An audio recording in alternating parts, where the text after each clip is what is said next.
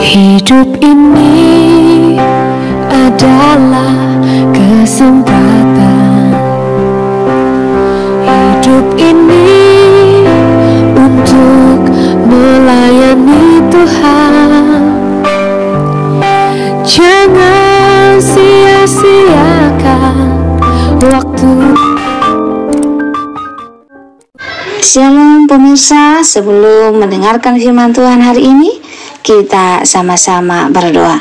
Bapa yang baik yang bertahta dalam kerajaan surga, kami mengucap syukur Tuhan buat berkat yang boleh kami rasakan hingga saat ini. Tuhan, pada kesempatan ini kami akan mendengarkan audio Kitab Keluaran. Kiranya firman-Mu ini boleh menjadi berkat bagi kami dan nama Tuhan yang dimuliakan. Kiranya Tuhan memberkati kami dalam kehidupan kami. Mohon ampun dosa pelanggaran kami, karena kami berdoa dalam nama Yesus yang menebus kami dalam dosa. Amin. Waktunya bersaat teduh dengan Tuhan melalui bacaan Alkitab satu pasal sehari dalam kitab yang kedua dari buku Musa, Kitab Keluaran pasal 27, mengenai mezbah korban bakaran, mengenai pelataran, dan mengenai minyak untuk lampu.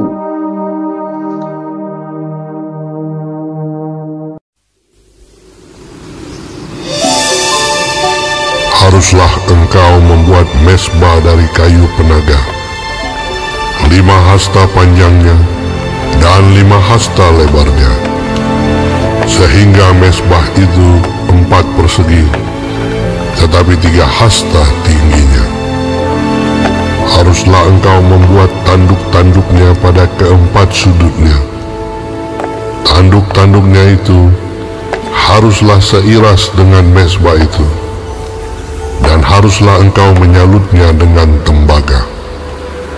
Juga harus engkau membuat kuali-kualinya, tempat menaruh abunya, dan sodok-sodoknya, dan bokor-bokor penyiramannya, garpu-garpunya, dan perbaraan-perbaraannya. Semua perkakasnya itu harus kau buat dari tembaga. Haruslah engkau membuat untuk itu kisi-kisi, yakni jala-jala tembaga. Dan pada jala-jala itu haruslah kau buat 4 gelang tembaga pada keempat ujungnya. Haruslah engkau memasang jala-jala itu di bawah jalur mezbah itu, mulai dari sebelah bawah, sehingga jala-jala itu sampai setengah tinggi mezbah itu. Haruslah engkau membuat kayu-kayu pengusung untuk mezbah itu, kayu-kayu pengusung dari kayu penaga, dan menyalutnya dengan tembaga. Kayu-kayu pengusungnya itu haruslah dimasukkan ke dalam gelang-gelang itu, dan kayu-kayu pengusung itu haruslah ada pada kedua rusuk mezbah itu waktu mezbah itu diangkut. Mezbah itu harus kau buat berongga dan dari papan, seperti yang ditunjukkan kepadamu di atas gunung itu. Demikianlah harus dibuat mezbah itu. Haruslah engkau membuat pelataran kemah suci. Untuk pelataran itu, pada sebelah selatan harus dibuat layar dari linen halus yang dipintal benangnya, 100 hasta panjangnya pada sisi yang satu itu. Tiang-tiangnya harus ada 20, dan alas-alas tiang itu harus 20 dari tembaga. Tetapi kaitan-kaitan tiang itu dan penyambung-penyambungnya harus dari perak. Demikian juga pada sebelah utara, pada panjangnya harus ada layar yang 100 hasta panjangnya. Tiang-tiangnya harus ada 20, dan alas-alas tiang itu harus 20 dari tembaga. Tetapi kaitan-kaitan tiang itu dan penyambung-penyambungnya harus dari perak.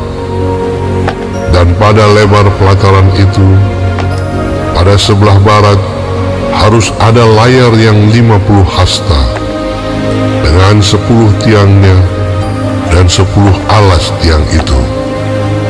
Lebar pelataran itu, yaitu bagian muka pada sebelah timur, harus 50 hasta, yakni 15 hasta layar untuk sisi yang satu di samping pintu gerbang itu, dengan 3 tiangnya dan 3 alas tiang itu. Dan juga untuk sisi yang kedua di samping pintu gerbang itu, 15 hasta layar, dengan 3 tiangnya dan 3 alas tiang itu. Tetapi untuk pintu gerbang pelataran itu, tirai 20 hasta dari kain ungu tua dan kain ungu muda, kain kirmizi, dan dari linen halus yang dipintal benangnya, tenunan yang berwarna-warna, dengan 4 tiangnya dan 4 alas tiang itu. Segala tiang yang mengelilingi pelataran itu haruslah dihubungkan dengan penyambung-penyambung perak, dan kaitan-kaitannya harus dari perak, dan alas-alasnya dari tembaga. Panjang pelataran itu harus 100 hasta, lebarnya 50 hasta, dan tingginya 5 hasta, dari linen halus yang dipintal benangnya, dan alas-alasnya harus dari tembaga. Adapun segala perabotan untuk seluruh perlengkapan kemah suci, dan juga segala patoknya, dan segala patok pelataran, semuanya harus dari tembaga. Haruslah kau perintahkan kepada orang Israel, supaya mereka membawa kepadamu minyak zaitun tumbuk yang murni untuk lampu, supaya orang dapat memasang lampu agar tetap menyala.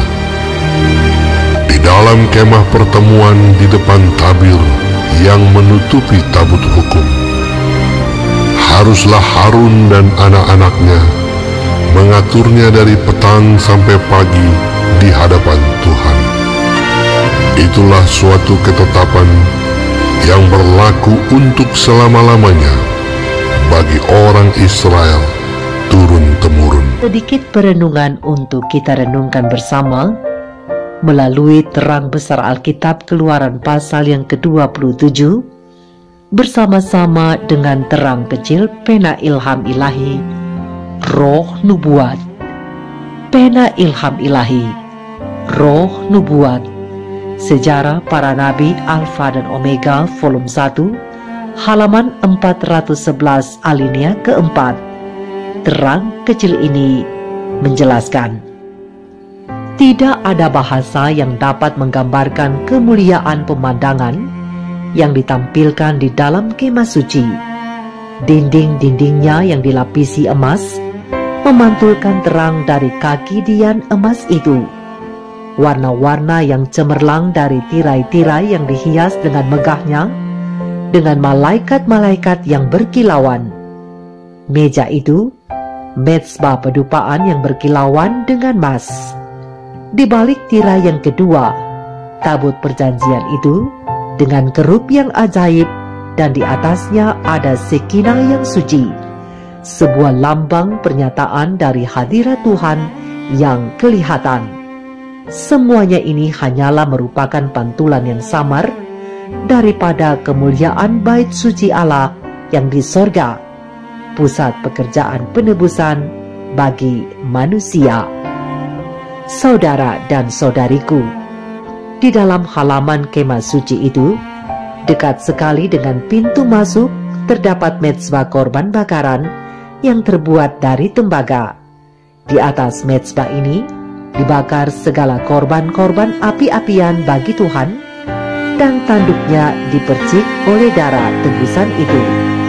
Ini melambangkan darah tebusan Kristus yang tercurah di kayu salib untuk memperdamaikan kita dengan Bapa dan memberikan pengampunan bagi kita manusia berdosa yang mau bertobat. Darah binatang yang dikorbankan yang dibubuhkan pada tanduk-tanduk mezbah dan selebihnya dicurahkan pada bagian bawah mezbah.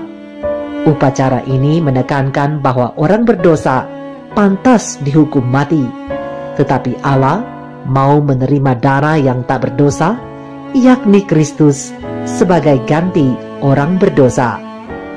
Kini kita datang kepada tanduk-tanduk pada setiap sudut mezbah, sesuai dengan yang tertulis dalam terang besar Alkitab Keluaran 27 ayat 2. Tonjolan atau tanduk-tanduk pada setiap sudut mezbah melambangkan kuasa dan perlindungan dari Kristus Juru Selamat, korban yang sesungguhnya itu.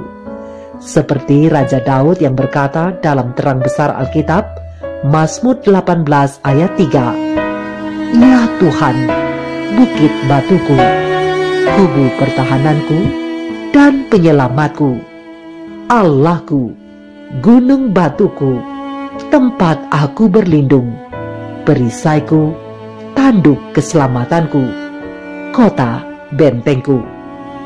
Sekarang kita sampai kepada lampu yang tetap menyala, seperti yang tertulis dalam terang besar Alkitab Keluaran 27 ayat 20 sampai ayatnya yang ke-21.